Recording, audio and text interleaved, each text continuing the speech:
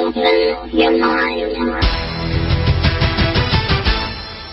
Hello and welcome to Open Your Mind Radio. You have myself, Alan James. And you have myself, Stephen George. Good evening. Good evening. It's Sunday the 4th of June 2017. As usual, we have loads of information to talk about tonight. And obviously, I'm sure a lot of people have heard about the attack in London last night. It was actually London Bridge. I have to say, that's where I used to work myself. There's a building right beside London Bridge in Borough Market, only down the road from there. Very close to home in a kind of way. But interesting, obviously, what happened last night. And again, we have to say, they're saying that people have been hurt and were hurt and stabbed and everything else. Now, I was on Liffey Sound with Mick on Monday, and we were talking about the whole kind of false flag thing, and people saying about it being false and actors and stuff like that. And we just clarified the difference between, false flag meaning it can either be a fake with actors or it could be real, but still controlled and manipulated by the powers to be. And we might have time to actually talk about that later. We'll see how we get on. But for the time being, let's find out what the communication channels are. Okay, communication channels this evening. The communication channels are email info@oymireland.com, by phone 046 927 1212, and you can also contact us direct through the OYM chat room. Yes, the phone number again, 046 927 1212.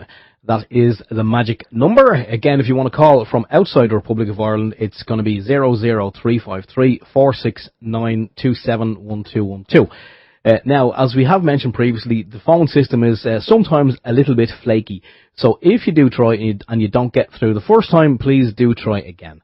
If you can't get through and you do have a question, you can navigate to oymradio.com. You will see the link there for the chat room, or you can go to peoplesinternetradio.com and you will see the chat room there. You can stick up your question in either of the rooms and we will ask them at the appropriate time. We also have on the website there the links to the anti-social media Facebook. We also have Twitter.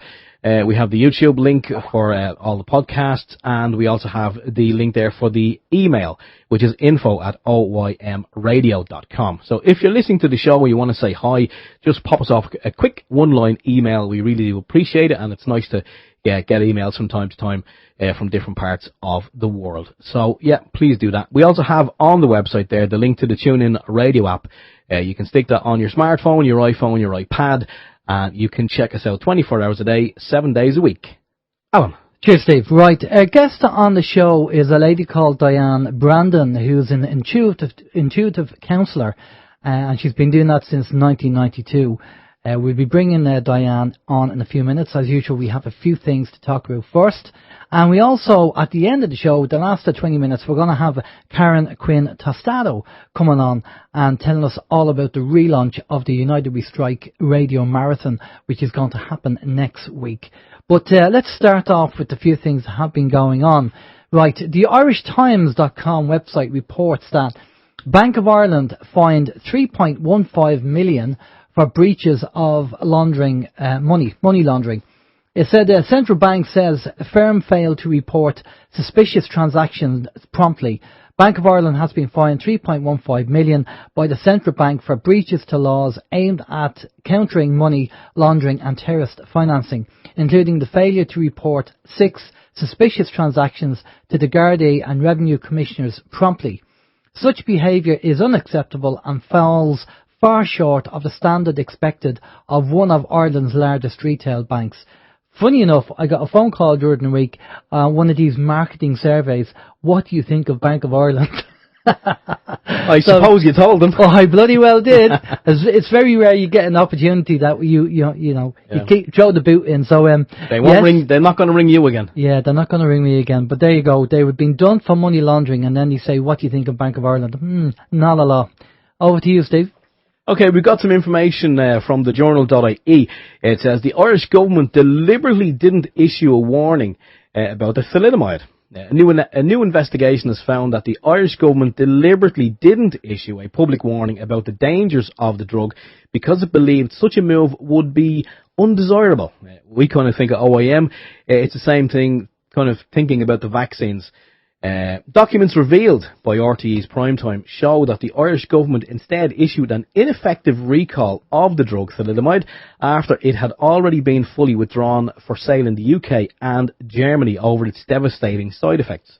Thalidomide was sold to pregnant women as a cure for morning sickness in the 1950s and early 60s, but was found to cause severe physical disabilities in infants born to mothers who had taken the drug. The manufacturers of the drug apologised to victims in September 2012, but said that there was no way that the consequences could have been detected before the drug was put on the market. RTE's Primetime found a briefing note given to the then Taoiseach Brendan Corish in Feb 1974 about how the thalidomide issue had unfolded 12 years previously and how the government had responded. The document goes on to say that the government decided not to make a public announcement about the dangers of the drug, but instead left it up to chemists and medical officers to withdraw it from the shelves. Unbelievable. Now, at the time, my mother was pregnant with one of my sisters, and one of her neighbours said that she'd go up and get that drug for morning sickness. And when the neighbour come back and she said, "Oh, the chemist is closed. Do you want me to go to another chemist?" My mother said, "No, don't leave it. Don't worry about it." Wow. It was that close. Very close to home. Yeah, exactly. So, and of course, all the kids who were damaged by the thalidomide obviously are all the same age as my sister, because it was around that time. Irish Examiner. They're saying here that barrister says citizens should be terrified after trial collapses over accuracy of Garda Pulse system. A criminal trial has collapsed after the state said it could not vouch for the accuracy of information recorded on the Garda Pulse system relevant to parties involved in the case. A lengthy investigation is to be conducted into the matter, Gardaí told the court. The prosecution said it can't be said it is accurate. Now, we've had John Wilson, who's a whistleblower, a Garda whistleblower, on our show twice. And John confirmed this about the Garda Pulse system, that anything could be put on it. So even if you're innocent, if somebody says something about you and a guard goes ahead and puts it up there, you could be persecuted for something that you didn't do, or, whatever. And that is dangerous. That's very, very dangerous to have that flexibility where guards can just put anything they want up. Very, very dangerous. I'm not surprised, and I hope you do look into it and they fix it. I think everything that gets put on the system should be verified and factual, and not just hearsay or opinions. And I bet that's what it is. So that is a bit worrying. Right, Steve, over to you. Yeah, we have some information that says Theresa May, the British Prime Minister, says that the internet must now be regulated following the London Bridge terror attack. Well, imagine that. They want to regulate the internet. I think they've been trying to do that for a hell of a long time. Wouldn't be a problem reaction solution by any chance, would it? Well, if you look at something from a different angle, it could look like that, couldn't it? It could, it could, totally. Yeah. I mean, that's really what they want. They want control of the internet. These radical Muslim people who are being trained on the internet. Yes, let's shut down the internet. Well, you remember all the troubles in the north, stemming back to the 60s and 70s. How did they communicate with each other? Yeah, exactly. It wasn't through the internet. No. So, I mean, I think that kind of blows that out of the water. Okay, the internet makes things a little bit easier, but, if people want to communicate and be radicalised, it can be done. Yeah, and it's been going on for years. I mean, they used to take out classified ads in newspapers years ago, and it'd be an ad for, man seeks woman or whatever, and there'd be all these little kind of hidden not emojis, but kind of acronyms inside it, and you could be reading and you go, oh, okay, yeah, it's a misspelling there, but it's not a misspelling, but that's alerting someone. There's ways and means, folks. There really is. Yeah. Excellent. Okay. How's your week? My week's fine. Very busy work-wise, as you know. Just a couple of things to mention very, very quickly, and one is business. We all remember a couple of weeks back the ransomware virus that hit the world. I was going to say hit Ireland, but it hit the world basically. And there's a lot of businesses in Ireland. Well, I happen to know of one, definitely one, that are using old computers. This is a fairly big business, and I can't for legal reasons, as they say who it is. but they're still using old computers that are not up to the task. They're running Windows XP, and they're using I think it's one of the off-the-shelf antivirus packages. So, big business who are, concerned about their business, I think they should really invest some money in the IT. Like, is this a business or a public company or a private company? I can't actually say who the company is, but I'm going to write it down on a piece of paper, and please don't say anything. But that's who the company is. Okay, right. So okay. a fairly big multinational company in Ireland.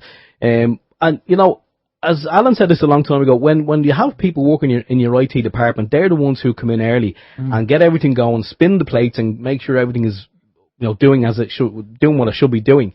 And obviously, when a lot of people they get a computer system in, they get installed, they get the antivirus, and I think that's it. No need for any IT people, no need for to have anyone coming in, on a monthly basis, updating anything at all. And I think that's where a lot of people are going to be susceptible to this ransomware. They really are. So I mean, I think if you are in business, invest the money and have someone in who gets in there before everyone else and make sure everything is working. You see, IT is a cost to a company. Of course, that's why they don't invest in it.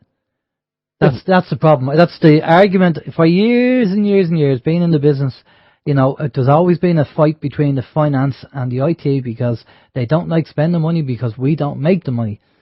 Yep. That's the problem. Anyway, if you are in business, do yourself a favour. Go to your IT department and give them a big hug. Anyway, cyberbullying. I was at a talk on Thursday. Myself and my wife went to a talk in the local school in relation to cyberbullying. Now, it's something that we're kind of well clued in on this because of the backgrounds kind of that we have here. We're well clued in, and my family will be well clued in as well. And there's kind of all things in place, and we speak with the children and we educate them on being safe while online. Well, we do our best anyway. But there was a talk on. We weren't going to bother going because we figured, well, there's no point. But we figured, you know what? We might learn something. And even if we don't learn anything new, we might have the opportunity to educate someone, maybe pass on some information. So we went along anyway. There's approximately, I think it's 900 pupils in the school. So obviously the hall where they had it was a massive hall. It was really, it was a big hall, and there was, I think, hundreds of chairs waiting for all the parents to arrive. Unfortunately, those who did arrive, I'd say there was less than 40 people in total. And, I figured, well, obviously the rest of the people, of the other students, they clearly know everything. That's why they didn't arrive. But the lady who was giving the talk was very informational, very educational, and I knew pretty much a lot of about what she was saying. There was some of these new apps that are available now, like Musical.ly, which I hadn't heard of, but I've heard of it now, and there's a couple of others as well, that she spoke of, that the children are using now on the phones. And she was also educating us about how many people in the school and in different classes had iPhones, and it was kind of a staggering figure. Nearly all the kids had iPhones, and I'm talking about 10-year-old kids. They shouldn't have them. I'm sorry. But anyway, the talk went on, and there was a kind of a Q&A session afterwards, and I was dumbfounded at how little a lot of the parents actually knew. They were giving their kids iPhones. They were giving the kids Android phones, games consoles, and the amount of adults who actually said, "Yeah, my kid plays Call of Duty and GTA, Grand Theft Auto." And when the lady actually given the presentation, she had some screen captures of what's in the game, some of the graphics, and you want to hear the gasp. Some of the scenes, the parents didn't have a clue. Yeah. The fact that it says 18s on it, well, that's only a guideline. No, it's not a guideline. It's there for a reason. There's stuff in it your kids shouldn't see. That's why my son doesn't have it. Yeah. He keeps asking me, but I said no. Mine keeps asking me too, and he's 10. Yeah. Not a chance. Anyway, so, if you do have a child and they are playing video games, I know it's great because once they're away playing the console, they're locked in a room or a bedroom or a playroom or whatever it may be, and they're not bothering the parents. Well, you have to take an interest and find out what are they playing, who are they communicating with online. It's in everyone's interest. It really is. If you have school-going kids younger, like in primary school, find out if they are interested in having a talk in relation to cyberbullying and what goes on. I can pass on this lady's details if anyone is interested. She could come. She will travel to schools. She travels the length and breadth of the country, so it's quite interesting. Can I just add, yes, if you want a free program to put on your kid's computer, there's a program out there on the internet called K9, and basically it's all free, very good program, and it barks when they go to a website that they're not allowed access to. So it lets you know, and it's handy. It's free, as I say, download. So check it out. It's called K9. Does it bite as well? No, just barks. Does bark is worse than its bite. Okay, lastly, very, very last thing on my list is a lot of people, like years and years and years ago, only sailors had tattoos. Now everyone is getting tattooed. Young people, and the fact that we're coming into the summer now in Ireland, there's probably a lot more people going to be wearing a lot less clothes, and they're probably going to be getting tattoos as well. And I just want to quote an article here that was on the Natural News website. It's a very good website, naturalnews.com. They have some great information there. But seemingly a man died from sepsis after swimming with a new tattoo. I'm not going to read the article. It is there in the chat room. You can check it out yourself at your leisure. But basically what it says is that if you have a new tattoo, it's classed as an open wound. So, you need to take care of it. Ask your tattoo artist what's the best way to take care of it, or get some information on the internet as well, and look after it, because it is an open wound. And if you do go swimming in the sea or anywhere else for that matter, that you have to be careful of what bacteria could in fact enter the open wound and do a lot of damage to you. So just be very careful of that. And if you don't get one yourself, if you know someone who has just got one, just maybe pass that information on to them, because we want to keep everybody safe. Anyway, There we go. Is that enough? That's it. Right. How was your week? Okay. Well, before we bring Diane in, just a couple of things on the radar. The Independent.ie, they've been warning that prepaid electric meters will cost you more. It says that households have been warned about the high cost of prepaid meters after Electric Ireland became the first mainstream supplier to offer the option of having them installed. Two smaller operators have been signing up thousands of homes to the pay-as-you-go electricity meters, but up to now, mainstream suppliers have only offered these meters to their customers who are in arrears. Simon Moynihan of price comparison site bonkers.ie warned that people who signed up for a meter and no longer get a bill will ultimately end up paying more for electricity. Both Prepaid Power and PG&E charge the standard rate for electricity, so householders cannot avail of special offers. A year's supply will cost an average household €1,348. This is around €290 a year more than the cheapest deal in the market, according to price comparison site bonkers.ie. So, myself and Steve looked into this before, the prepaid meters, and we both decided against it. We talked to people about it, didn't we? But we didn't. Well, I actually had a guy knock on my door, and I invited him in, and I asked him to sit down and talk me through it, which he did. And when I was in possession of all the facts and figures, basically, just on what he was telling me, and this was about 2 years ago, I would have been paying €125 extra per year just for the privilege of having this prepaid meter. Yeah, there's no point. Yeah, there's there's plenty of other ways to get on top of your ESP or your electricity or any of these things, and it's just kind of smart. Just being smart with your money. If you can do the online banking, just pay a little off each bill every week. Simple. Easy. Right, and the last thing is, there's a trailer out there. You can watch a trailer by a chap called Neil Blomkamp's mysterious project, Oats Studio. Neil Blomkamp is embarking on an experimental filmmaking venture that he's calling Oats Studios. The District 9 and Elysium director released the trailer for some of the studio's up-and-coming projects, which will be released to Steam in the next couple of months. The trailer opens with a shot of an overgrown Eiffel Tower as a voiceover explains that aliens have come to exterminate humanity. The trailer then shows off quite a bit more. A woman shooting an alien in a red-lit corridor. American soldiers flying over Vietnam, trucks flying Texas flags, driving through the desert, a whole bunch of cool-looking aliens, and quite a bit more.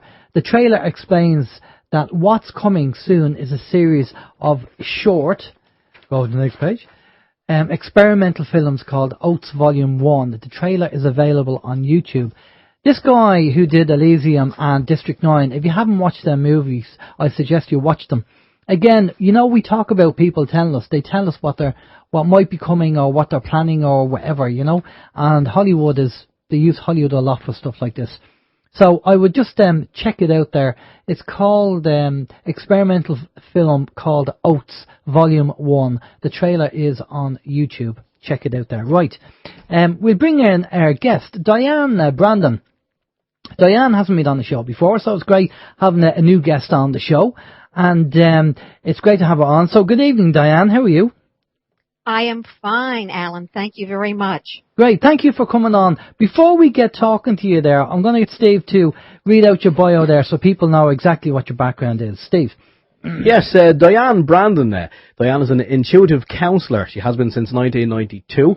And Diane has been working professionally with her intuition as an integrative intuitive counsellor since 92. She has been teaching others how to access intuitive information on demand since 1996. She also teaches classes and seminars on dreams, personal empowerment, creativity and listening skills, in addition to wellness classes, and she offers corporate consulting. She's also the author of Dream Interpretation for Beginners, Intuition for Beginners and Invisible Blueprints.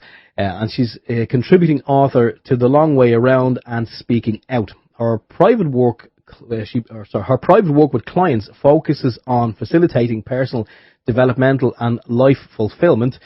She brings dream work, guided meditation, regression, natural process healing and other modalities into her work. She has produced 3 meditation CDs and hosts a radio show, Naturally Vibrant Living. Born and raised in New Orleans, she has an AB from Duke University and did master's work at University of North Carolina. In addition to French studies in Geneva, Switzerland, she also is a professional actor, singer and voiceover artist. I should have got her to read out her own bio. I made a mess of it. Exactly. Well, look, we should have got you to do that. Diane, I don't know, you're so busy. You must be a busy woman with all these things you're doing. Oh, I am. Unfortunately, Alan, I work every day, and there are always projects, especially writing projects. So yes, in addition to the work with clients. Okay, so let's start off. Let's have a look at your bio there. Let's start off. You obviously have been involved in being a professional actor and singer and a voiceover artist. But like all of us, we all get a calling in some way. We find the path that we're supposed to be on, and then we get on it, and then we find that we know that this is the right path because the energy is right behind us. Tell us how you got involved into this intuitive counselling, and exactly what is it? Well, it's interesting, Alan, because it came completely out of left field, because I thought that the performing, the acting and singing was what I was here to do. I thought that when I was born. I didn't want to be here again, but I knew I had to be, and I thought it had to do with the performing. So on the one hand, I've always been spiritually aware, literally from the time I was born, and yet at the same time, even though I had an interest in metaphysical topics throughout my life, I never saw myself working in that area. And it actually came out of left field back in 1992 when I was still focusing on the performing. And as performers know, you often need more income. Mm-hmm. So it was a friend who suggested that I do readings. And I thought, well, I can't do that. I don't have that ability.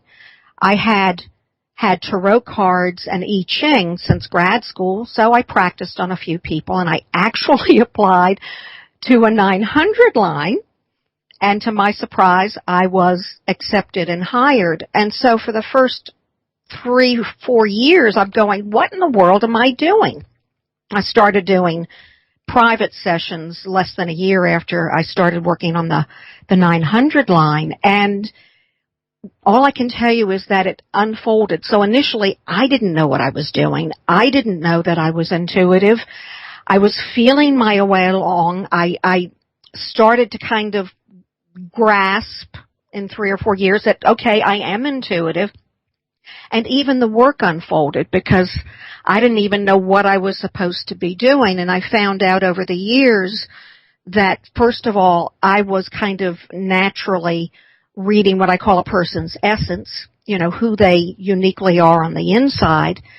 And I found that my work really was aimed at trying to help people unfold, trying to provide insight for people that would help them in their lives, and also what their purpose was, what their path was, what to do at the present time in their lives that could be of assistance to them.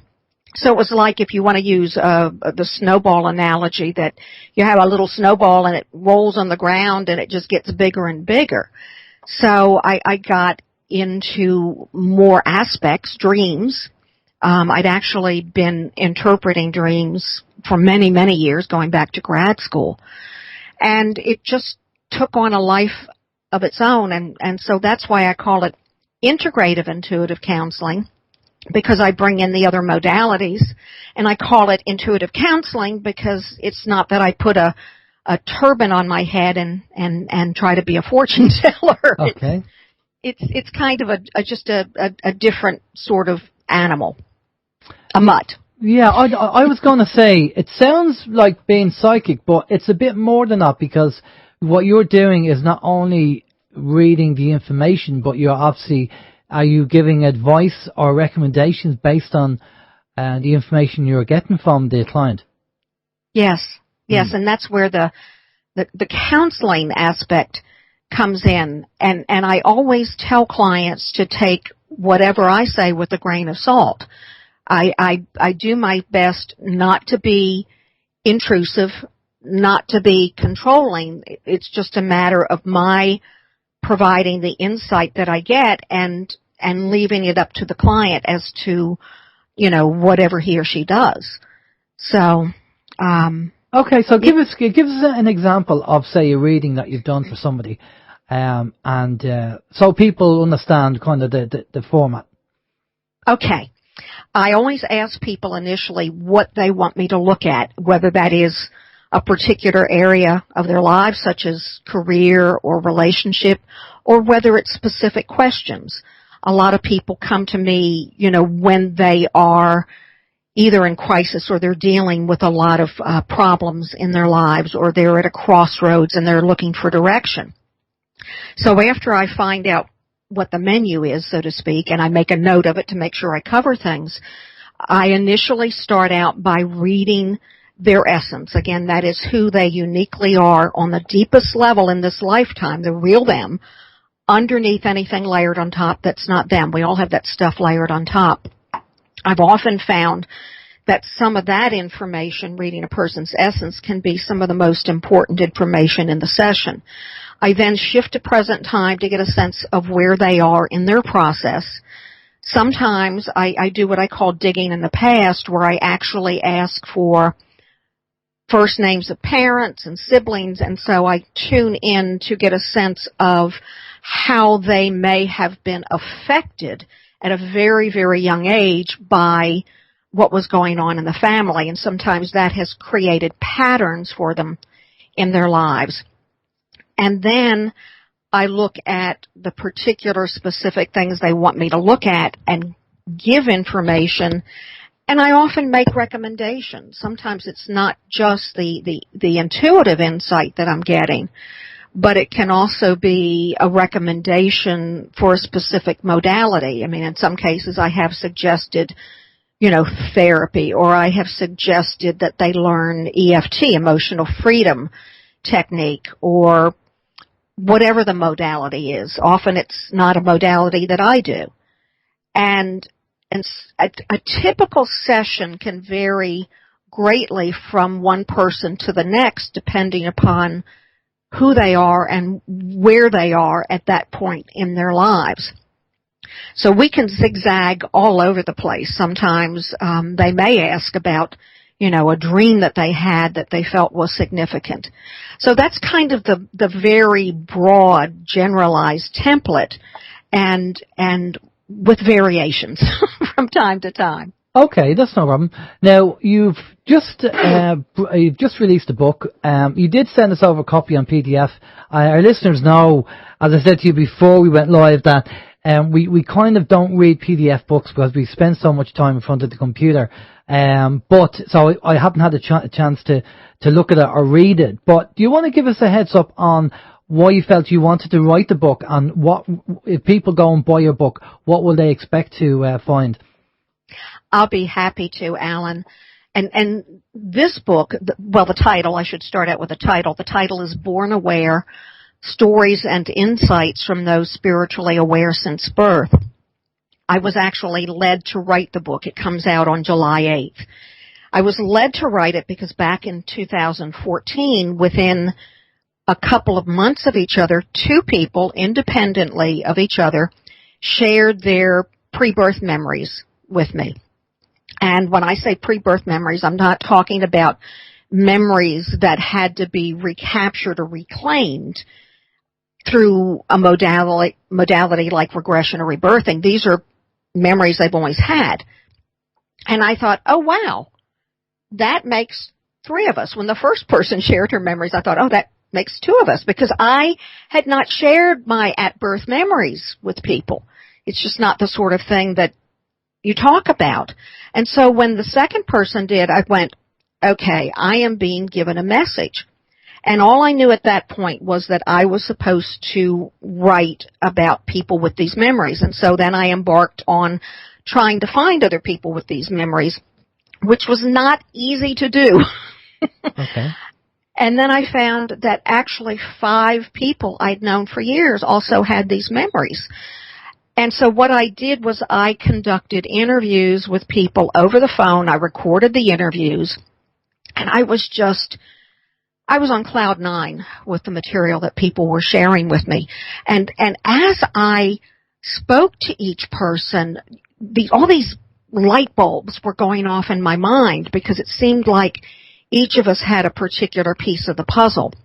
So the book it contains the accounts, people's accounts of their memories.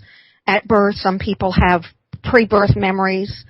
My pre-birth memories are vague. Some people's memories, pre-birth memories, are clear. And it also then goes into the spiritual implications, the spiritual lessons, things we can learn from the phenomenon. And I also talk about what I call the higher soul awareness, which is the awareness that we have when we're not here in a body as a human.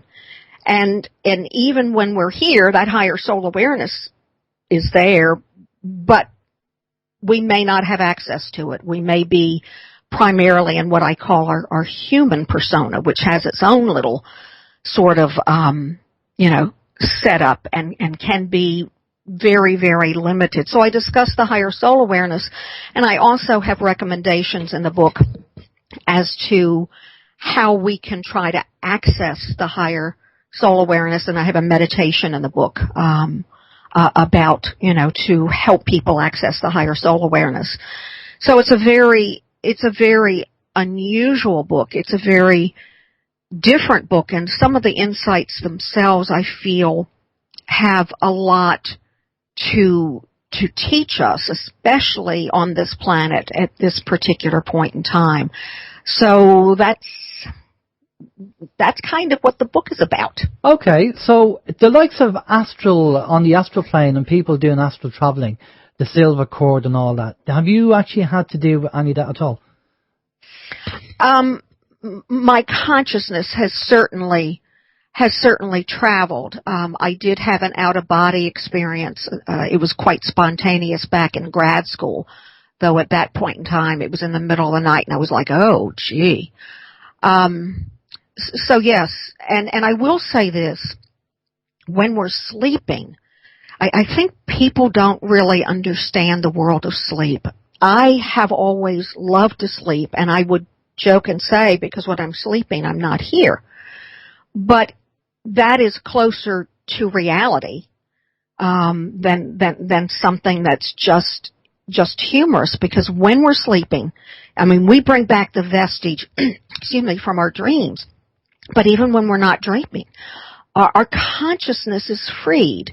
Even though we use the term astral body, astral projection, it's often our consciousness that is off exploring. When we're sleeping, we are not bound in the way that we are while we're awake. And research has even found, reasons for that, because the cerebral cortex is turned off while we're sleeping. So we do a lot of traveling while we're sleeping. We travel not only, to other countries in the present time, but we can do time travel. I've had some past life dreams. I'm sure other people have too. We can go to other places in the cosmos. There are a few people in my Born Aware book who remember lives on other planets, in not even in this solar system. So we're not bound while we're sleeping. Whether we bring back a memory of those travels or not will vary from one person to the next. Sometimes they end up being wrapped up in kind of the format of a dream, and sometimes they happen in the deepest levels of sleep where we tend not to bring back a conscious awareness, but there's a tremendous amount that we can do while we're sleeping. Yeah, I have to agree with you on that. As I have experienced astral traveling, the difference, because I had this question asked to me, what's the difference? And I said, well, the astral traveling is very vivid and in your face, where the dreaming is just kind of the airy-fairy kind of, sometimes you remember, sometimes you don't. But my experiences on the astral weren't particularly nice, and that's another story. But it was vivid and in the face. It was very, very there. Now, obviously, you mentioned pre-memory before birth, and a famous lady who's passed on now, Dolores Cannon, was famous for doing regressional therapy with people and going to past lives and finding problems and tapping into what one PhD in America called the superconscious between lives. Now, the information, because one thing that we know about and we've heard about from guests is that when you're born, your memory's wiped because you start again, and it's the whole reincarnation, and you've got lessons to learn and all that. So what you're saying from what you hear is that these people that you've spoken to remember their past lives. Even though they're born, the memory hasn't been wiped. Yes. And I think one thing I would like to share, Alan, is that I feel, even though in our human minds we want rules for how the universe works, in actuality, the universe is quite complex, and there are not always rules for things. So not everybody's memory is wiped at birth. For example, and I'm sure you know this, a lot of research has been done on children who remember past lives. Ian Stevenson at University of Virginia did groundbreaking research on this, and Erlendur Haraldsson in Iceland is continuing, among others, continuing this research. And these children tend to be, they're very, very young. They are still in the persona of that other lifetime. But often as they get older, some of those memories will fade and they get more into the persona of the present lifetime. For those of us who are born aware, we're in the consciousness that we have on the other side when we're not here, what I call the higher soul awareness. And at some point after we're born, for some people, it's actually during the delivery or during labor or the birth that they can get into their human side. What I found in interviewing people, and I know this happened for me, is that when we experience pain, that's when we get into the human persona. For those of us who are born aware, we never forget. We have never forgotten what we thought when we were born. And then when we experience something, whether it's psychological or physical, that gets us into the human persona, then we're like hybrids. We have two sides of ourselves. Not everybody has this, of course. It could be that a lot of people have awareness at birth, but then amnesia sets in. You know, I'm not sure what the mechanism is for this at this point in time, but I have the strong feeling that those of us with these memories have been allowed to have these memories because of what it can teach to others. Okay. Does that make sense? Yeah. Yeah, no, obviously we've all talked about this before on the show, saying about, you know, we're here to learn lessons, and through the reincarnation process, that each life that we reincarnate to, we have them lessons to learn, and then it goes on and on and on. And maybe things are speeding up because the way things are now at the moment, I mean, one of the things we talk about on OYM is about moving from being a teenage mind to the adult mind, and then taking responsibility for our actions. And that's something that we all have to partake in, we all have to do, and move away from the nanny state. But a lot of people still don't understand it, so the awakening process is going to be, it's going to continue and carry on, maybe for the next 2 or 3 generations until we get it. I think there are a lot of different ways that we can apply that concept of waking up, Alan. One, of course, is in taking responsibility for ourselves, going from being the child where we're dependent on the parents to those funny teenage years that can be a little strange. And I feel like the teenage years are about individuation. You're starting to become an individual, and then into adult years. And so that's one type of awakening. You know, for me and my work, I talk about waking up with regard to spirituality, getting out of the box that we're in, because we tend to be in a box in our thinking, and it often has to do with cultural conditioning, the programming we receive even from families. What I have also seen, especially since working on this book and some of the research that I'm doing, is that we're moving from what I would call a tribal orientation. And a tribal orientation is when you associate with the members of your tribe. You associate with the family, with the people you know in your community, and other people are regarded as strangers and possibly a threat. And that goes back to, you know, old, you know, eons ago when humans were very primitive and did live in little bands of groups of people, and at that point, you know, other people could be considered a threat when they were strange. And I feel like we're moving from that tribal orientation to at present a more global orientation, you know, realizing that we can be friends with anybody, doesn't matter what gender they are, you know, what nationality, what race. And I feel that ultimately we're moving towards what I would call a universal orientation, because the consciousness we have, and I'll share with you my little prejudices, Alan. I feel that humans are very, very limited. We tend to feel that we are the pinnacle of creation.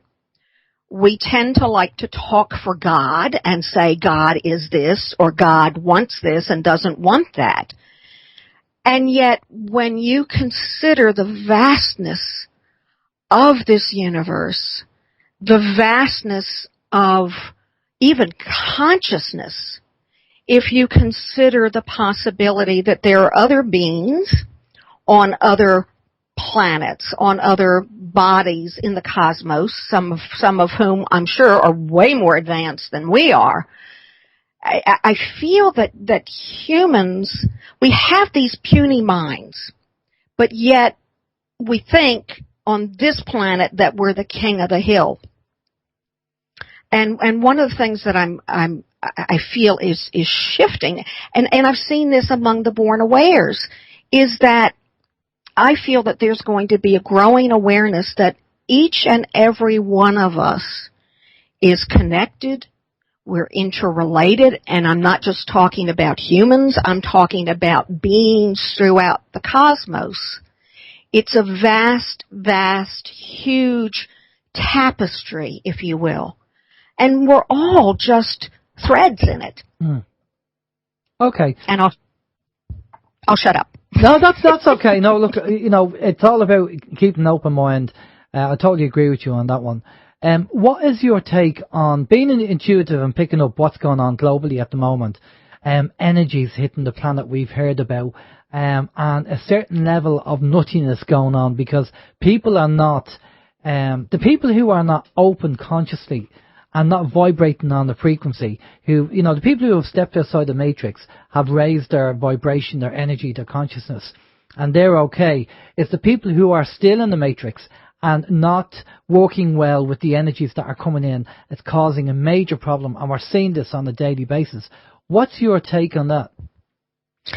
Well, first of all, Alan, and I know you're familiar with this, I feel that we're still in the midst of the paradigm shift from old thinking to new thinking.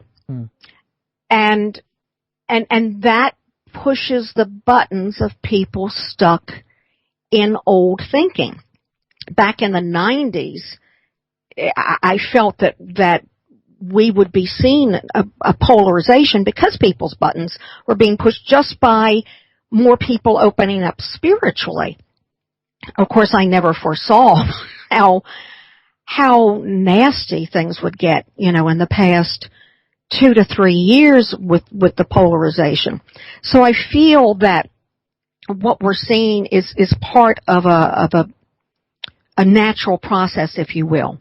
When you are seeing change, especially in a short period of time, to a system, if you want to put it in terms of a system, that was somewhat stable. Well, the system is not stable because there are changes. And I feel that we're in the throes of that now. But my sense is, and maybe I'm a Pollyanna, that humanity is moving forward. And going back to one other thing you touched upon, my sense is that we are here, we come here to learn, grow, and unfold. And I think most of us know that, as well as for the roles that we play with others, not only for their own unfolding and ours, but also for what I call the greater drama. We're playing roles. And that greater drama exists not only for soul growth, but to move humanity forward. So this is a rather intense time. I feel that there are things going on spiritually, energetically, that most of us are not aware of. I do a monthly meditation with a couple of friends and have been doing it for, 4 or 5 years. I didn't know they were born aware. I've known them for years. And we have gotten some fascinating things, such as, the hordes of beings on the other side who are working energetically with this planet now, with this level right now.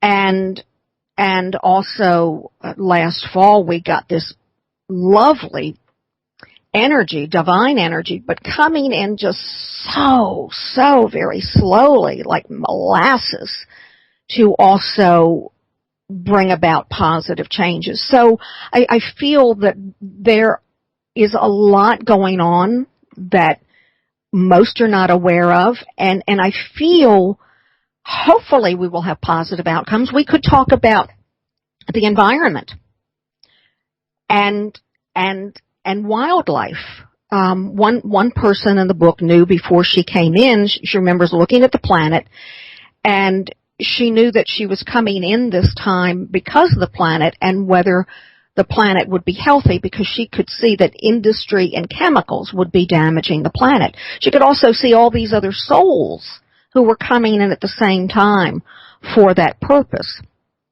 So there is a lot going on this planet at the present time.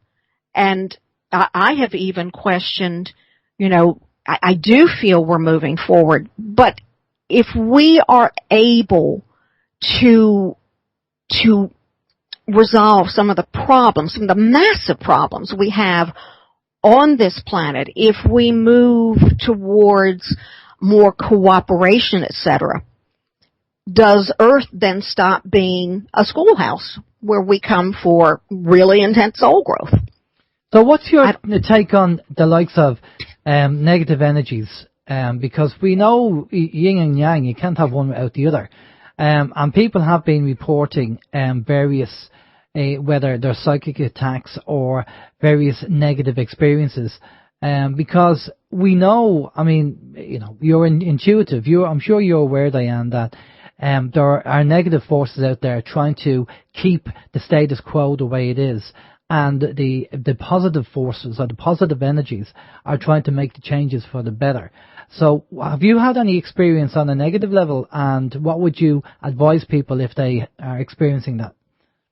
That is an excellent question, Alan, and I have always been very fortunate because I have not experienced some of those negative energies that others have, and I've certainly heard about them. I know people who have experienced things. My sense is that there are levels of reality. There are levels on the other side. And that ultimately, whatever happens for a reason, that there is purpose behind it.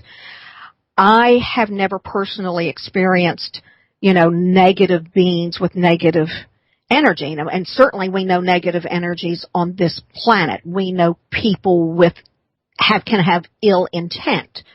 We're certainly seeing that in the world with terrorism and just strange behavior. I'm not even talking about, terrorism. And so I feel I'm not convinced, and I could certainly be wrong on this, Alan, that there are beings out there from another planet or galaxy that are out to get us, because I have read and heard more about, we talk about extraterrestrials who are really trying to bring about change that's positive, and I'll just zigzag a little bit, digress, and say I'm familiar with a new organization. It was founded in the last, I think, couple of years. I've actually spoken to the founder, Ray Hernandez. You may have heard of it. It's called FREE, Foundation for Research into Extraterrestrial Encounters. And they have been doing surveys with contactees, people who have been contacted or abducted. One interesting finding that really surprised me is that a large percentage of people who have been abducted, who have had contact, have had a spiritual awakening as a result.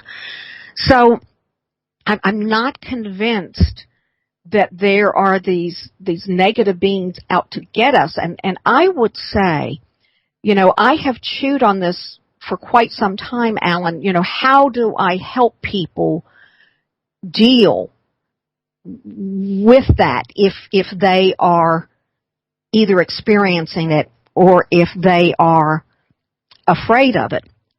And I go back to positive energy, whatever your terminology is for higher being, whether you say God, spirit, the universe, source. And that's the thing. When I was born, again, I wasn't happy to be here because I had a memory of being with God. I've always felt a direct connection.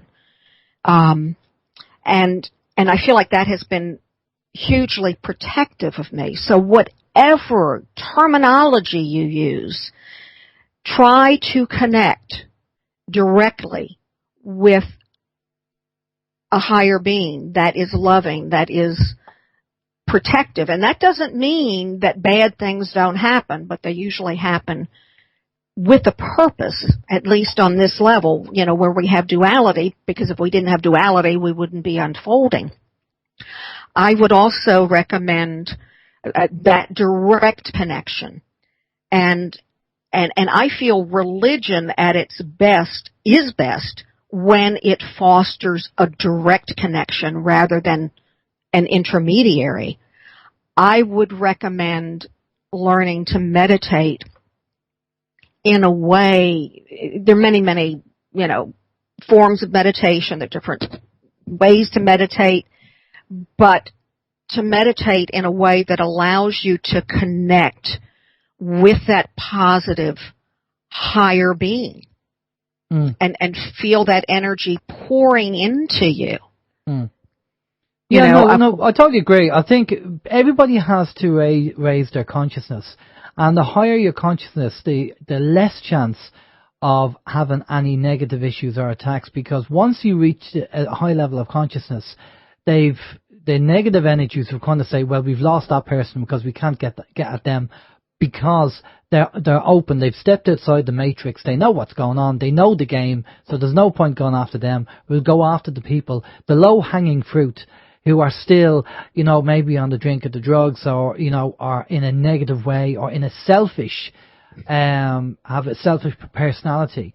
The whole idea of, well, see, here's the thing, the ET side of things, if there are what they say, we've had Paul Hellyer on our show, who's the ex-Minister for Defence for Canada. And Paul came out and he said, I'm telling you now, there are alien races coming down to this planet, right? Yes, I've heard of him. Yeah. Now, Paul has been on the show. We've had multiple people on the show, and they said the same thing. Look, it's like this.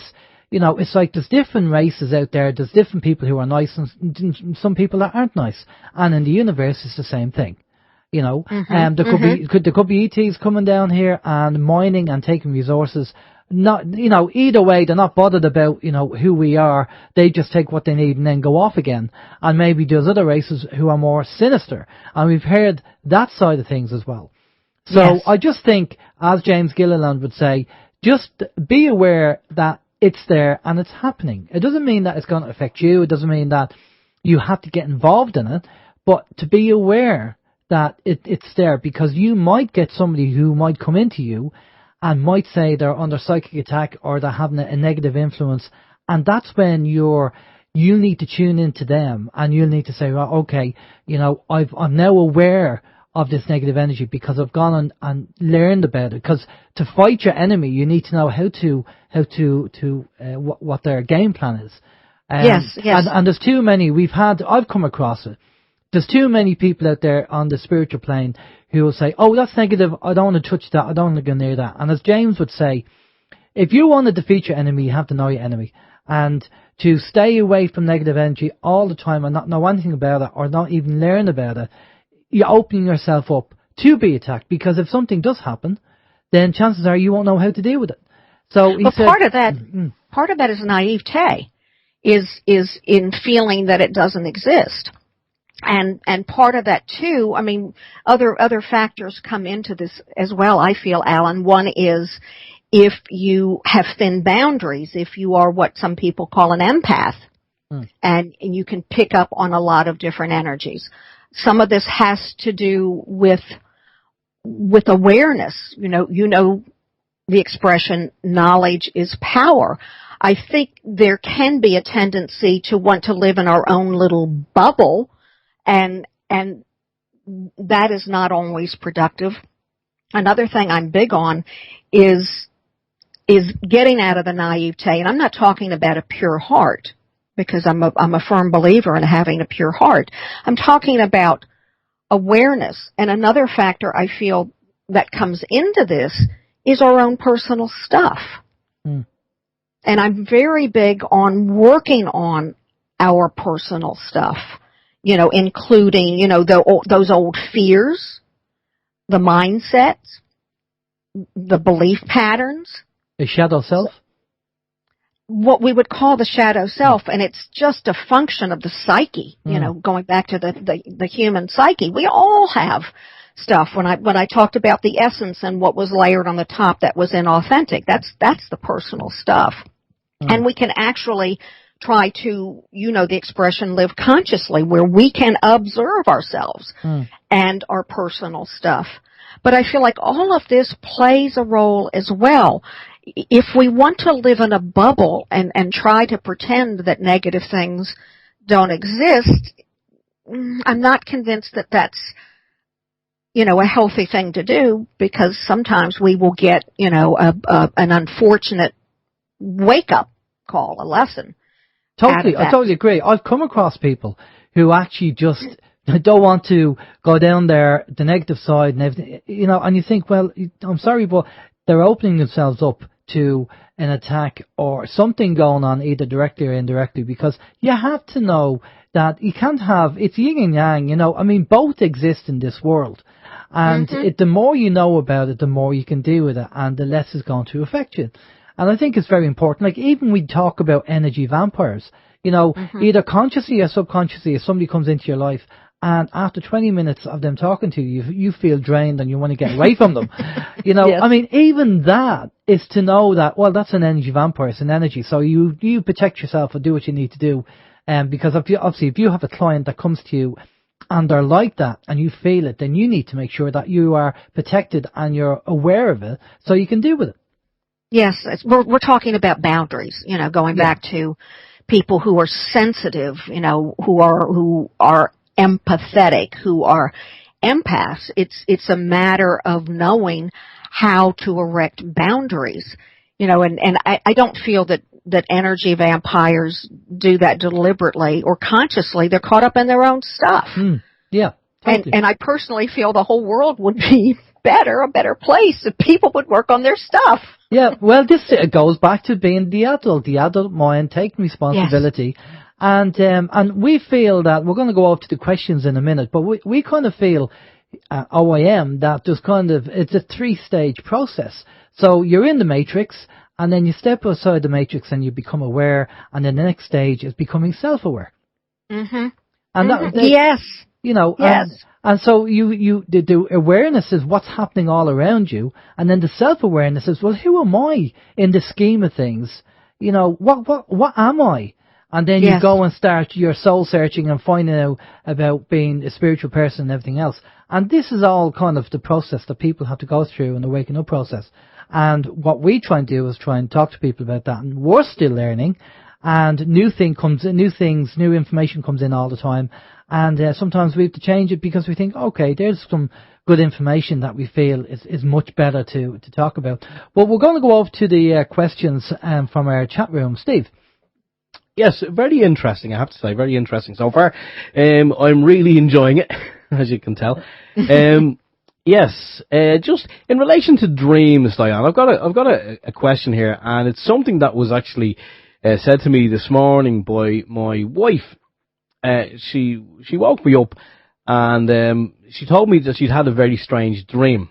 Now, I sometimes I think that dreams, I believe sometimes that dreams, if it's kind of a reoccurring dream, or one, where it's the same people in it and they're wearing maybe the same clothes and the kind of the same thing kind of happens, I believe that the person should look into that, because I think that maybe it's somebody from the other side trying to give a message, and maybe the person who keeps having the dream should go to someone like yourself and have that analysed. But of course, there's also dreams as well where silly things kind of happen, like you're being chased by a chair, ridiculous things. Obviously, not everything would need interpretation. If you dream you're being chased by a chair, really, would you have to interpret that?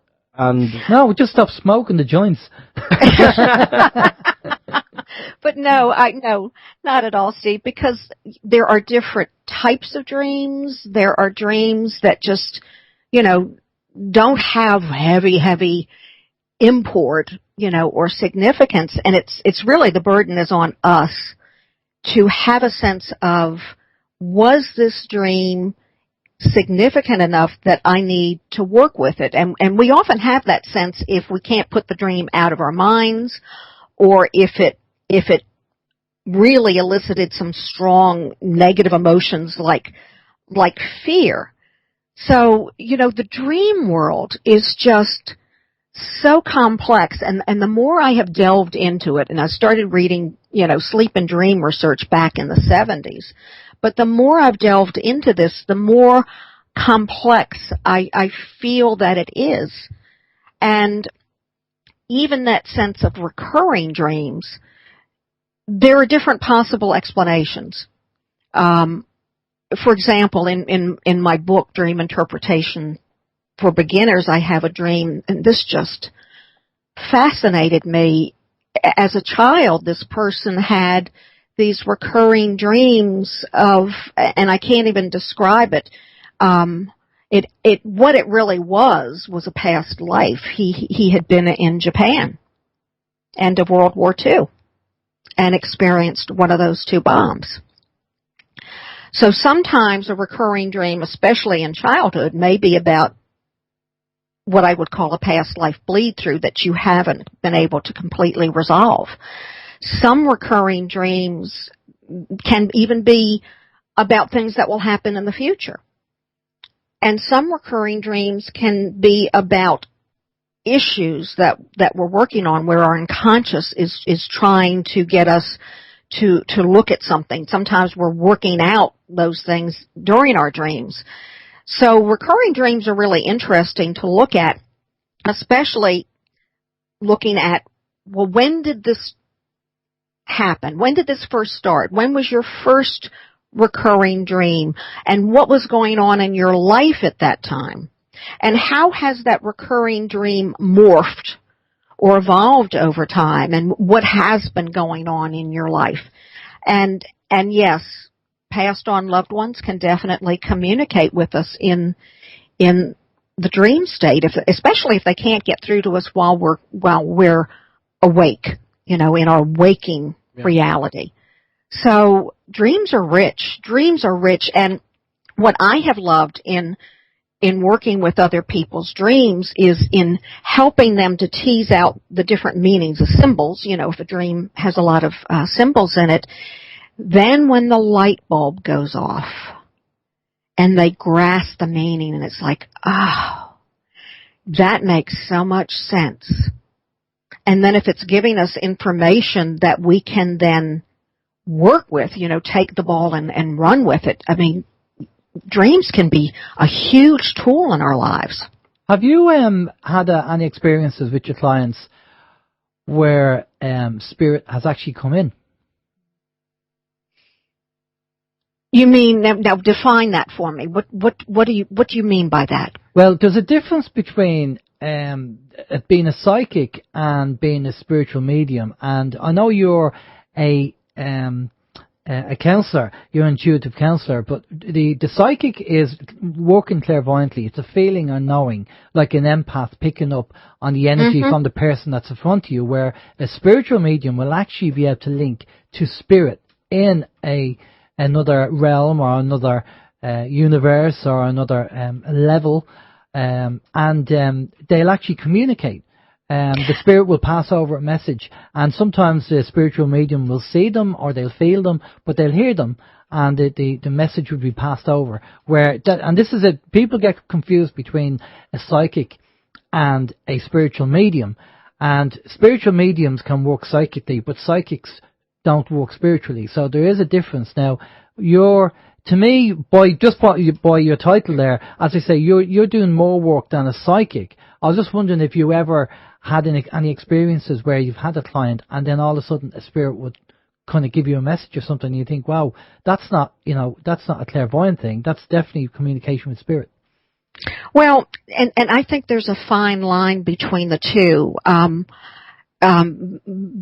My information comes from all sorts of different sources. Sometimes I am energetically, kinesthetically feeling a situation, feeling a person. Information definitely is given to me. My direct connection with God, and I actually had, God speak to me quite overtly once and say, sit down and listen when I was dealing with something. I don't consider myself a medium in the sense that they take over my body and speak through me, and that's the true, meaning of a medium, especially that was used back in the 19th century.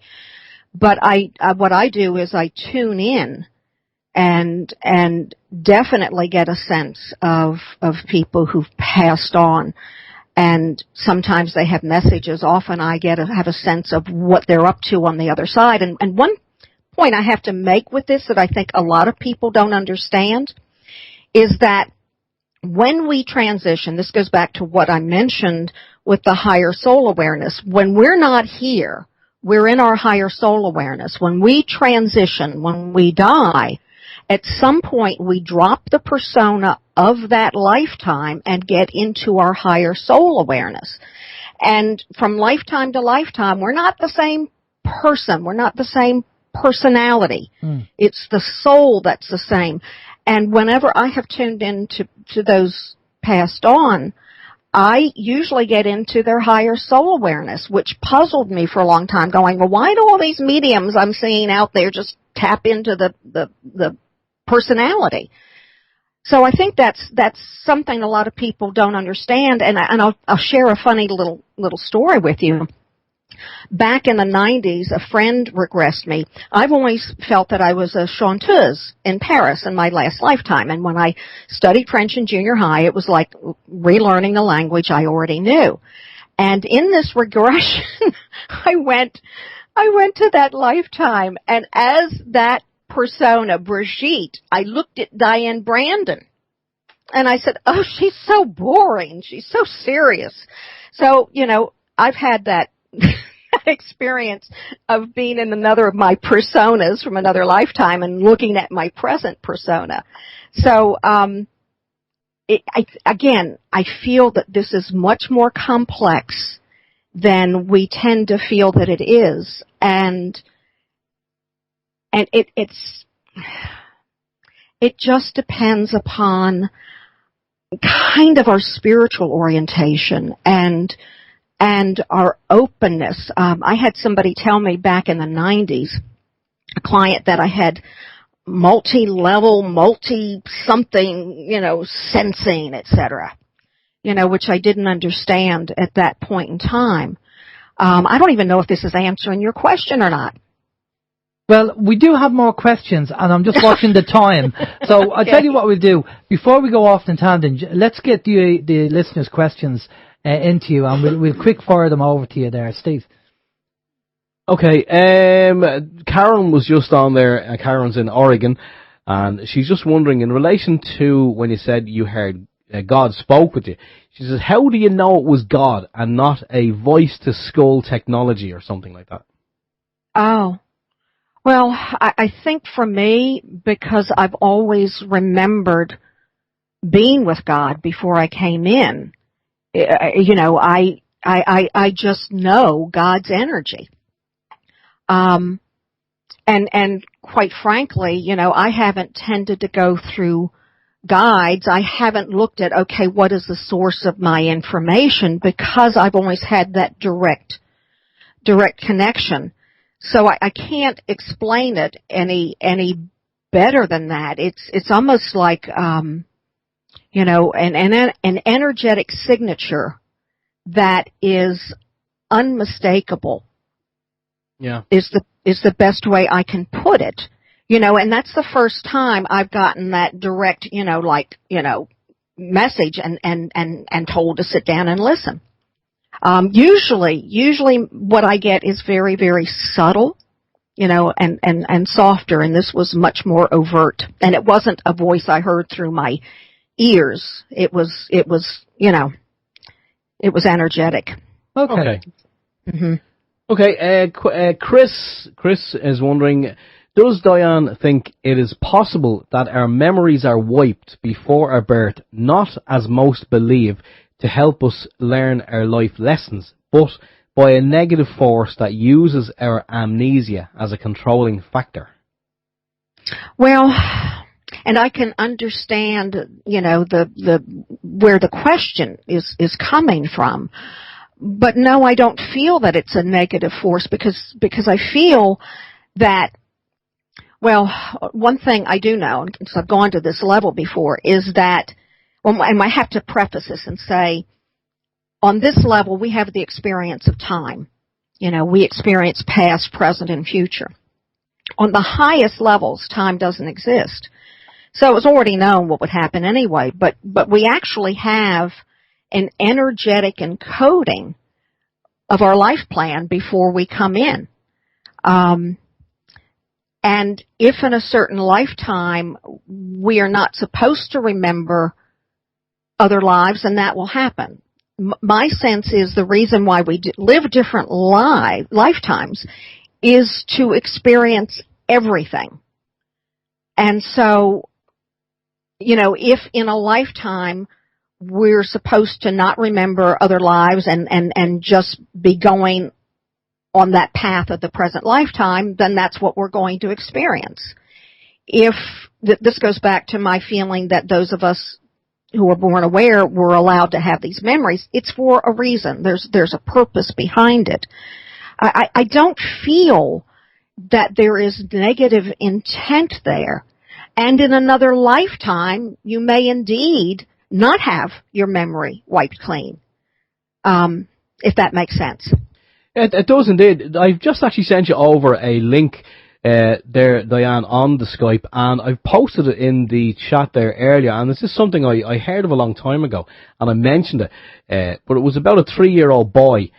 He remembers past life, and he identifies a murderer and the location of a body, and this was, it's going back a couple of years ago now, 2014, it was reported in one of the online papers.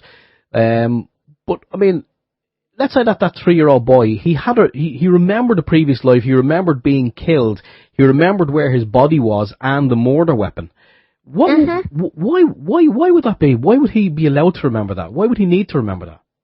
Well, and this goes back to all that research that Ian Stevenson, was the first to do, the pioneering research of children with past life memories. And yes, this child is not the only one to have identified a murderer, his or her own murderer in another lifetime. And so, yes, I think it is a wonderful question. Well, why is this happening? I feel that phenomenon of children, young children being still in that persona of the other lifetime is happening not just for justice because, the murderer's been identified, but to really get us out of our box of thinking. That, oh yes, we can live different lives. Oh yes, the persona can change. Oh yes, one can remember what happened, and including, negative acts.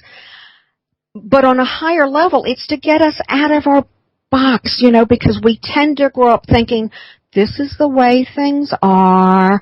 I believe in the way that my family believes.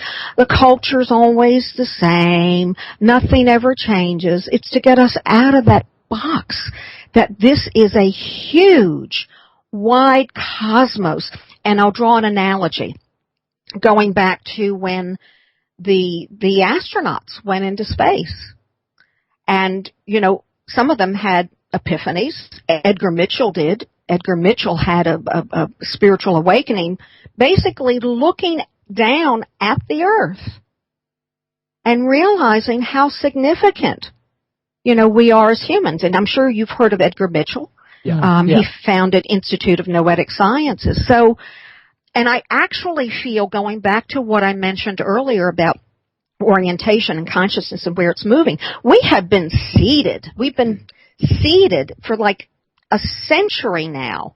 I think his name was Maurice Buck, who wrote Cosmic Consciousness back in the 19th century. In the 20th century, we've been seeded to get out of our box of thinking by technology, medical technology and advances, so that people have near-death experiences, which is teaching people here on this planet that there's more that exists. So I feel like even with children with the past lives, still in their persona, we've been seeded to get out of where human consciousness has been for so long. And we have to be careful with the seeded, because that's another road we could go down and talk about for another hour. Now Diane, we have about 5 minutes left, so we're going to quick fire over 2 questions to you from our listeners there. And if you can just give us I know it's very difficult, but if you can give us a one-line answer, that'd be fantastic. Steve? I'll try. Okay, this was kind of a continuation from the last question from Chris. He said that kind of the world is not the way it's meant to be. This negative, he said, has stolen our destiny, keeping us in this never-ending cycle of life after death. Life after life. Sorry, life after life. Well, I actually feel that there is a divine plan in place, and that when you look at it from a higher level, and I said on the other side there are different levels of existence, so there are different levels or perspectives that we can have. So my sense is that it all happens for a reason, and sometimes we do kind of end that cycle of different lives, and we get to go back and just merge. What about timelines? Do you believe that we're all on a path from birth to death? It's a path, it's a journey, but would you believe that there are loads of different timelines, and we can kind of jump, depending on the situation, we can jump from one timeline to another? Like as someone said before, and as recently as yesterday, I was asked a question about deja vu. Do you think that deja vu could be anything connected to maybe changing from one lifeline or one what did I say it was? Not lifeline. Timeline, sorry, one timeline to another. I feel that that's possible, and one of the people in my book, Cynthia Sue Larson, is she's a born aware, and she's very much into quantum jumps. This also can bring into the conversation other dimensions, other possibilities. So yeah, I feel that those are possible. We tend to be oriented in the timeline in our dimension here, but that's not all that there is. And the Seth material back in the 70s, Jane Roberts got into some of this. Yeah, it's funny you should mention Cynthia Sue Larson, because Cynthia was on our show as well. And we had the chat with Cynthia, and that was another great interview. Well, Diane, we've reached that point at the end of the interview. Thanks a lot for coming on. Very enjoyable. We had a great chat there and putting it out there for our listeners, and I'm sure there'll be a lot of people tuning into the podcast as well. Thanks a lot for coming on. I'm going to pass you over to Steve. Steve's going to get all your contact details and where people can find you. Thank you so much, Alan. Yeah, it's been, as I say, it's been very interesting. Normally we kind of have people on, and it could be doom and gloom, but no, I have to say it's been very positive, and it has been reflected in the chat room. And thanks to everyone who just was kind of talking amongst themselves in the chat room, swapping ideas and whatnot. Diane, we have your website here, DianeBrandon.com. I will put that up in the chat for all to see. Are there any other links that you want to give out there in relation to you and your work, and how people can find out more about Diane Brandon? Well, certainly. I do have a dream group on Facebook that's called Your Dream World, where people post dreams and we interpret them. And I think other than that, I'm on Twitter, obviously, Diane Brandon, VIB, short for vibrant. And I think other than the website, and my contact details are on my website as well. And I thoroughly enjoyed this, Steve. Yeah, no, so did we. I think it's the first time it is the first time we've had you on, and hopefully there will be a part 2 in the bag. Brilliant. Great, I would love to. That's the plan. We talked about this before we went live. Isn't that right, Diane? We have a plan. Yes. Right. We do have a plan. Well, we have a plan. That's in the bag. All right, Diane, just stay with us there for a minute. We're just going to go off to a musical break. We'll be back after this. This is Open Your Mind Radio on OYMradio.com, UnitedWeStrike.com, and PeoplesInternetRadio.com. Okay, we're back. Great information there from Diane Brandon. That was a little bit of talk. Life's what you make it.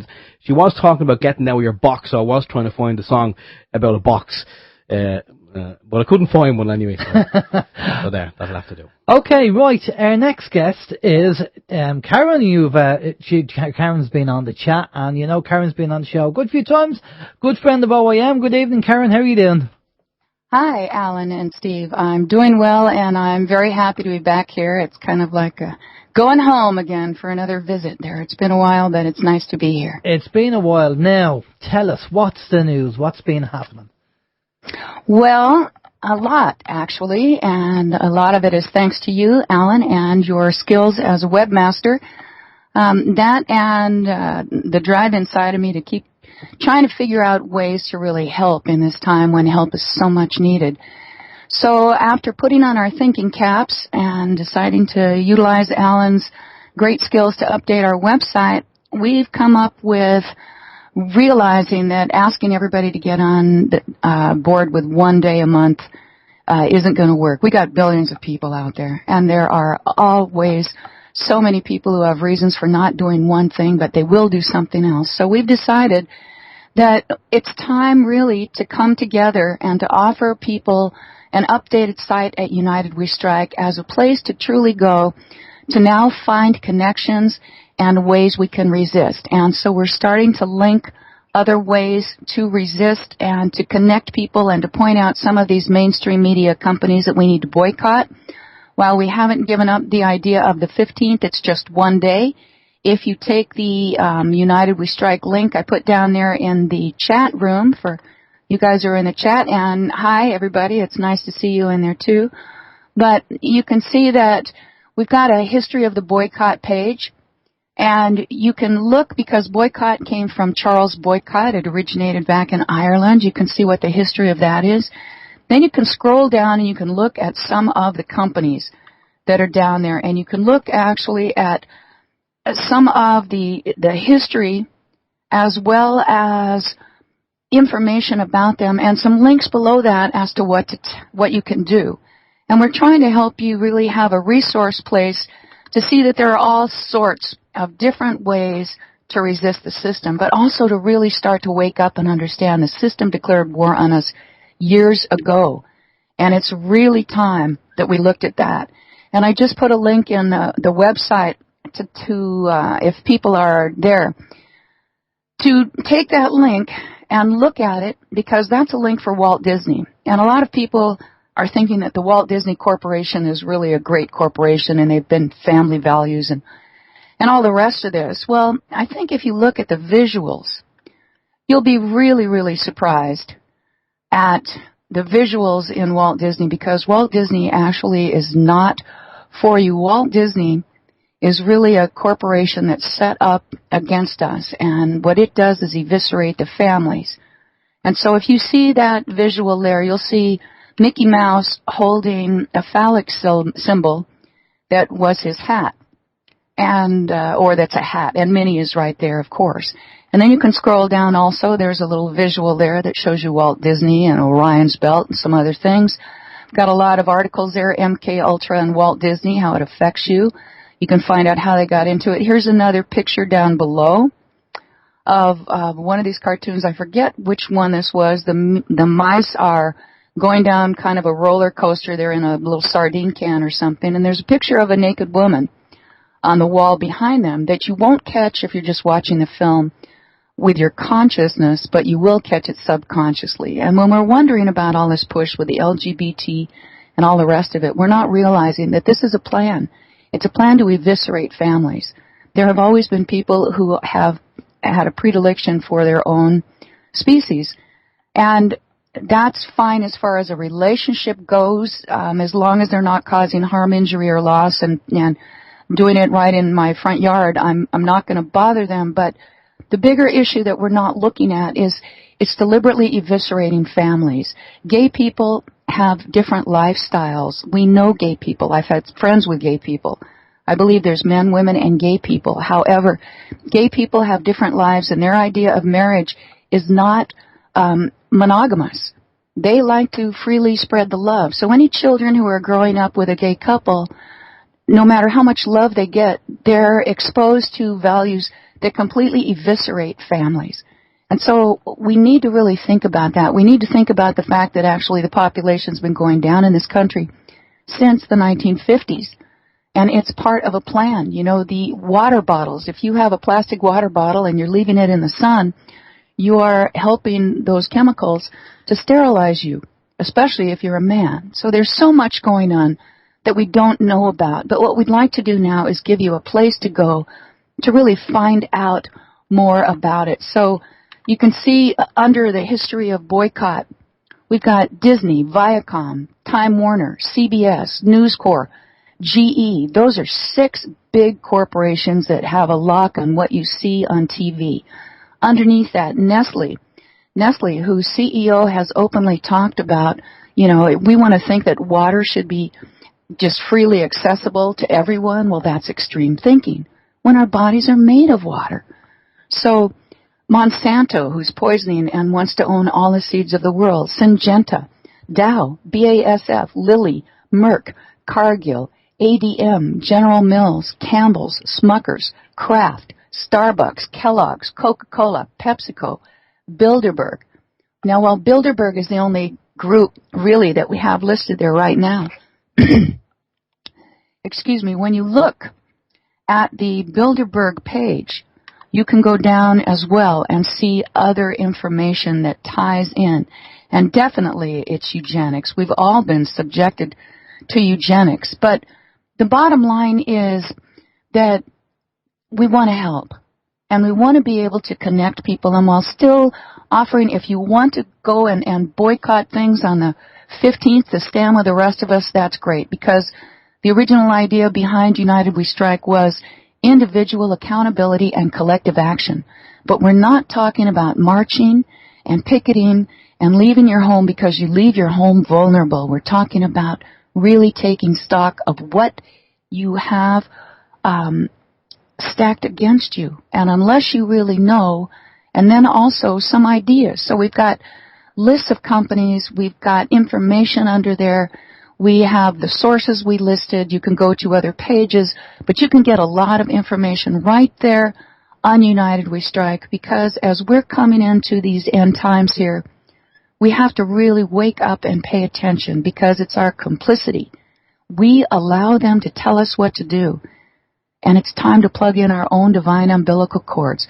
So I'm excited about the possibilities of really offering a website where you can connect. And we'd like to encourage you as well to use the chat room. A lot of people are using Twitter and Facebook and all those accounts that are set up by the New World Order. Well, you know, if you feel like you want to use those.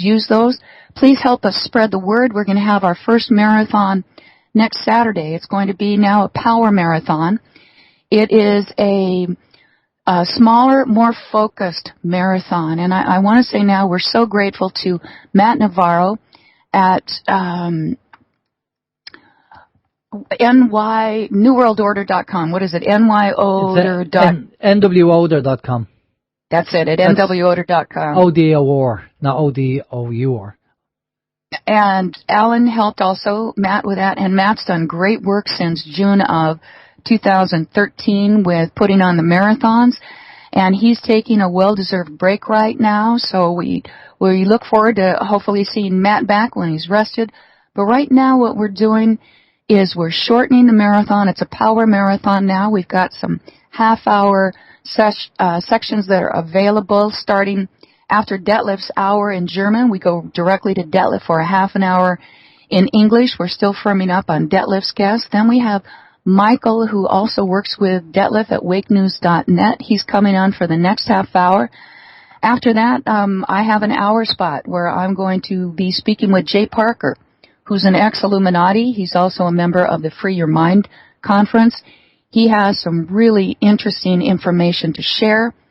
And after that, we've got Alan, and tell us about your guest, Alan. Well, it's Alan and Steve, if Steve's around. And Steve, yeah. Yeah, well, our guest is going to be a first guest for the launch of the new United We Strike will be Thomas Williams. And Thomas has agreed to come on the show, which is great, from the Truth, Honour and Integrity show, which is the show he does. And he has great information. So Thomas is going to jump in with us And I'd just like to say as well, Karen, that I know I built a house, but you put all the furnishings in it. You've worked very hard on the website with all the content. You've burned the candle on a few nights. Have you had a few late nights with the candles going? So fair play to all the work that you've done and the information you've put in there. Well, thank you, Alan. But basically, it just comes down to what we'd like to ask each person out there is, have you had enough of governments gone wild, run by the evil, lying, inbred, traitorous eugenicists, or the 1% elite who run the world? Are you sick and tired of toxic chemicals in our water, air, food? Tired of CIA-funded mainstream fake news, false flags, currency manipulation, private unaccountable banks and governments, fracking, nuclear destruction, and violent order followers in uniforms? Then we need to wake up. We truly need to wake up, and we need to understand that each of us was created from this source of all life. And it's really time to protect life because we're sick of it too. So what we want to focus on at UnitedWeStrike.com is United We Strike for ourselves, our children, and our future. How do we protect ourselves, our children, and our future? Because if we don't take action in terms of withdrawing support and becoming accountable and demanding accountability from the people who are closest to us and who we work with and begin to share information, we won't change. And I would like also to encourage you to my website, my blog page. I'm going to be changing it a lot. I'm going to be adding news. And what I did last night was I listened to a new interview by Deborah Tavares of StopTheCrime.net, where she truly lays out the ridiculousness of what's going on in their own words. And so if you want to hear Deborah, go to my blog page and listen to what she's talking about, because this is a plan.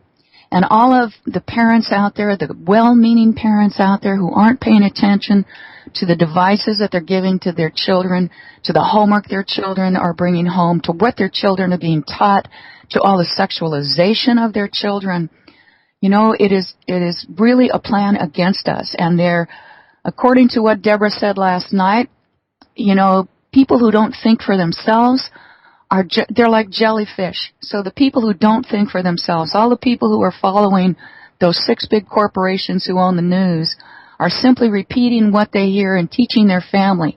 And so it's basically like a family of jellyfish reproducing when we have backbones.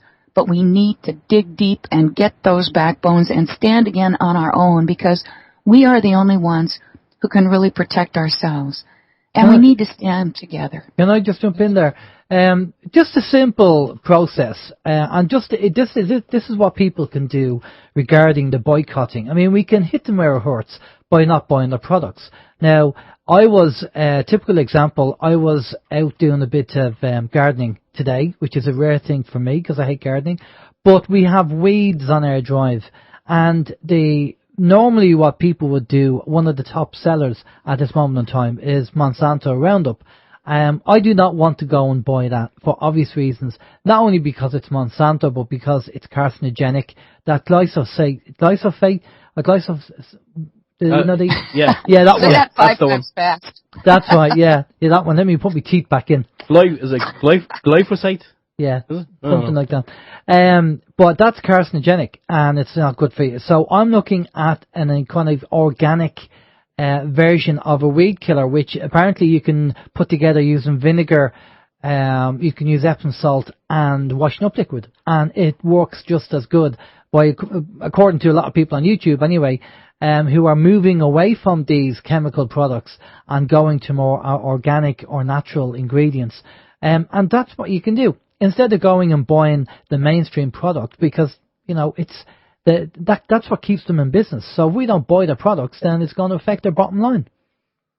That definitely affects their bottom line. And the thing is, a lot of us don't even know how many different brands are really attributed under their bottom line, because they're so diversified and everything that you don't know. Like Nestle is involved with Kit Kat, Gerber, Milo. It has coffees and different waters and So you can go and you can take links. We've got links to the brand pages. We've got all kinds of information on there. So you can begin to look and see what's up. And also we need to understand that the technologies now that they have to use against us, including this 5G that they're rolling out, this will be the final undoing. So please listen to Deborah. Check out stopthecrime.net. Also check out the source documents there in my blog page. You'll see there's an article about Deborah. I've listed her sites. I've put her latest YouTube up there, her interview. And she has been a part of United We Strike before, so we'll see if we can get her to join us back on. But at the end of at Alan's spot at 11:30 Pacific time, he's also on the website. He's done a great thing on the chat room page. He's put some different time clocks, so you can see the time clocks there, and you can see what times the programs are in. But we're going to have a live roundtable for an hour and a half, and we'd like you to tune in, and we'd like you to tell your friends.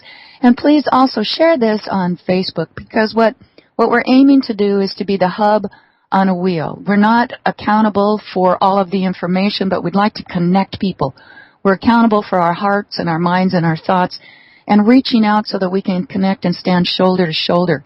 So check us out. And if you've got information about something that you're doing in your neck of the woods, put a link in the chat room. Put a live link in there and say, look, we're doing this here. Or send us an email. You know, I know in Ireland you're doing a lot of great work there on standing up to these people who are wearing uniforms, who are just totally into obedience mode. But we also have to realize, too, that the technology is so far ahead of us. Deborah talks about a fourth-generation clone. You know, when we look at the so-called world leaders, you know, they've got body doubles. Well, how many are clones? You know, there's so many questions we don't know the answers for, but until we start living our lives and until we discover that our food systems are poisoned, our air systems are poisoned, our water is poisoned, everything is poisoned, and we've got to come together not only and use our consciousness, but we have to make better choices.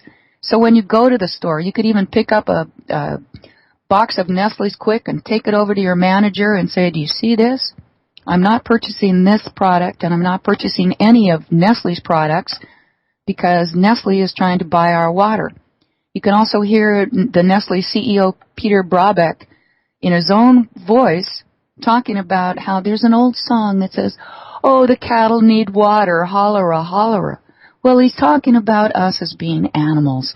You know, we're not animals. We're each an extension of this greater life force that runs equally throughout the entire living multiverse. So we need to connect. We need to understand that when we honor life and think with the heart, we can connect. And so it's our hope that you will rejoin us, that you'll do your best also to help us spread the word for our Power Marathon next Saturday in English from 9 a.m. Pacific until 1 a.m. Pacific. Check the time zones on the chat page for your time zone and see what you can do there to help us spread the word so that we can get people to tune in, listen, and we can start connecting on where we can go to find out who's doing what. Look at the Bilderberg page, look underneath it, look at how some of the other people are fighting back. See what's happening and use your heart. You know, power to the people through peaceful unity. And again, if we don't stand up and protect ourselves, who will? And just like the previous guest was saying, if we really truly believe that life goes on, that if you unzip this, you know, biodegradable suit that I'm wearing, there's a great big ball of light and heart energy that was created from love, and it's in all of us. And it's time to let that out. So thank you very much. Thank you, Alan, for all your hard work. Thank you, Steve. And I hope to see you guys on United We Strike in the chat room.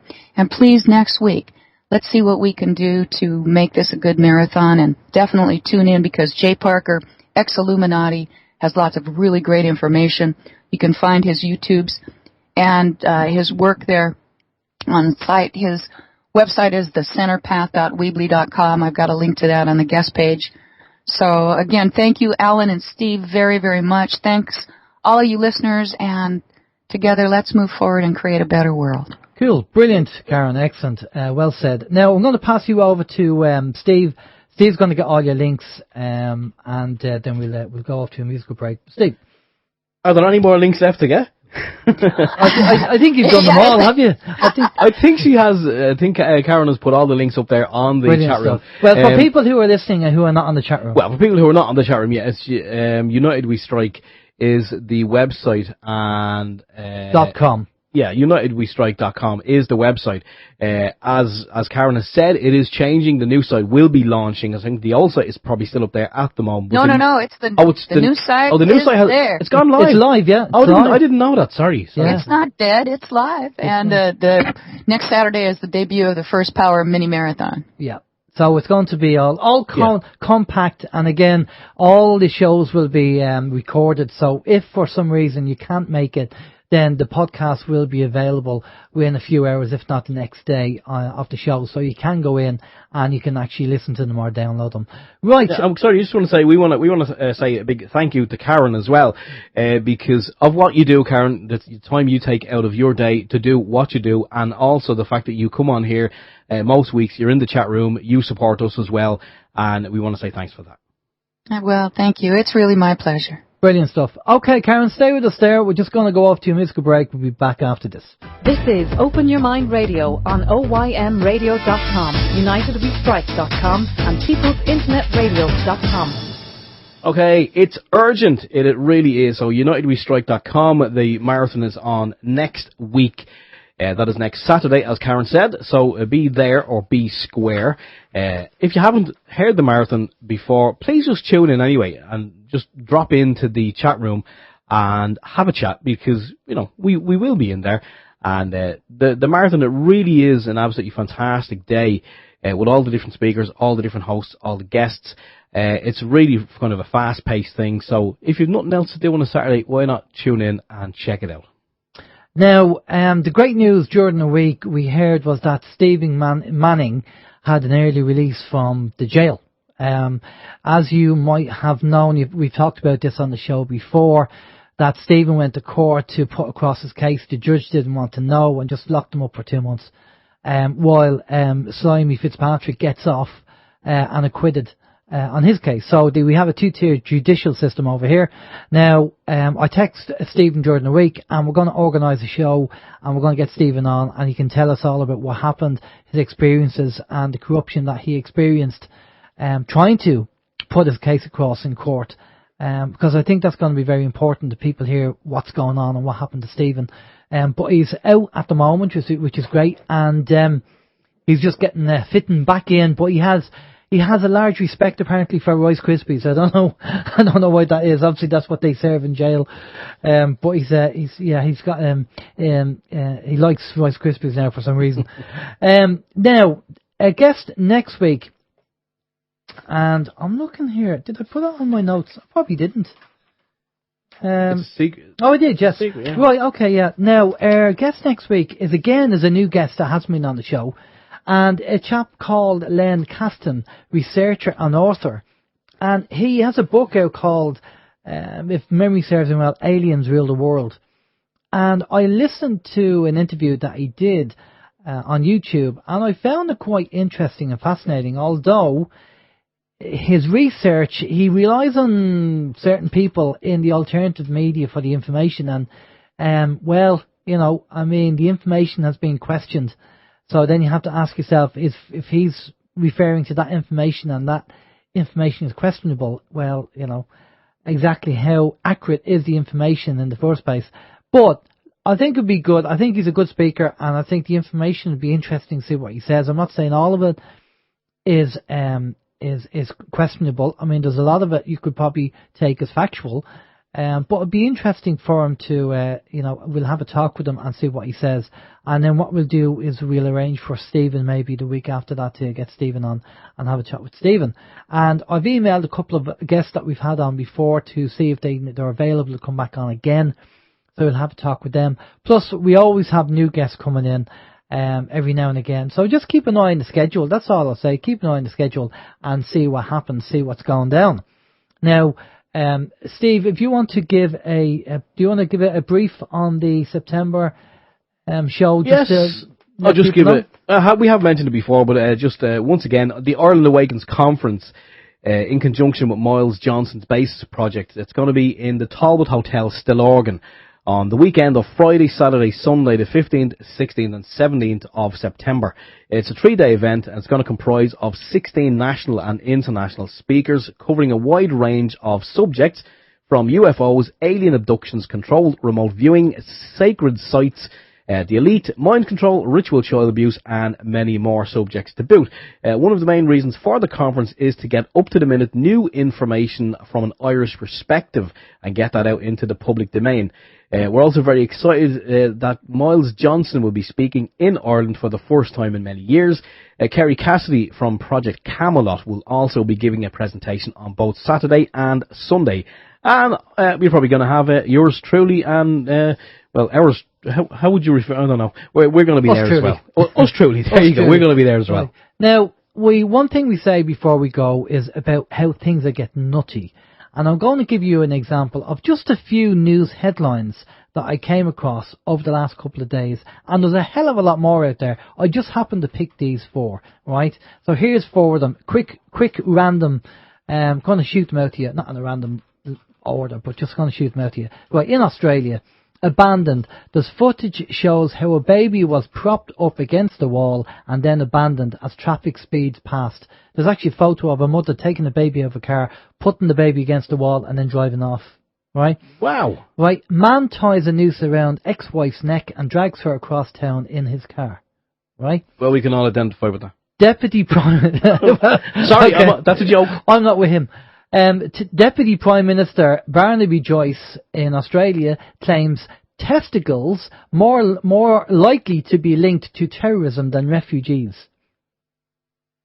Right, work that one out. Testicles, right? Testicles. And in Saudi Arabia, sentences a man to 10 years in jail and 2,000 lashes for being an atheist. Okay. The world has gone officially nutty, and that's only 4 of. I had loads of them, and I said I'm just going to dwindle them down. So what you have to do is just stay grounded, be an observer, watch what's going on. You know, go out, cut your grass, and do your bits and pieces. Stay grounded. If you can take your shoes and socks off, walk in the grass and root yourself, because you're going to see a hell of a lot more of this stuff going on, and you're just going to have to stay grounded. Even people in the alternative media are losing the plot in some form. All right. So get your feet in the grass and not your head up your. Yeah, exactly. Yeah, and get your feet in the grass. Don't smoke it. And all these nutty headings are going on, apart from, and things happening in the world, apart from obviously the terrorist attacks in London and stuff like that. So we are in a kind of conscious energy that things are happening on the planet, and it is driving people nuts that are in the matrix. So that's all I can say to you is just, stay awake, be aware, observe, and stay grounded. Right. For myself, if you have any news, as usual, let us know. Email into us and we'll have a look at that. For myself, Alan James, take it easy. Hope you enjoyed the show. We'll catch you later. Bye-bye. Okay, from myself, Stephen George, it's been absolutely fantastic. The time has flown. We'll do it all again in a week's time. Stay tuned if you're on PIR stream. Vin will be up next. We're going to say goodnight on our stream, and the podcast will be up momentarily. So we'll catch you again in 7 days. Take care. Bye-bye.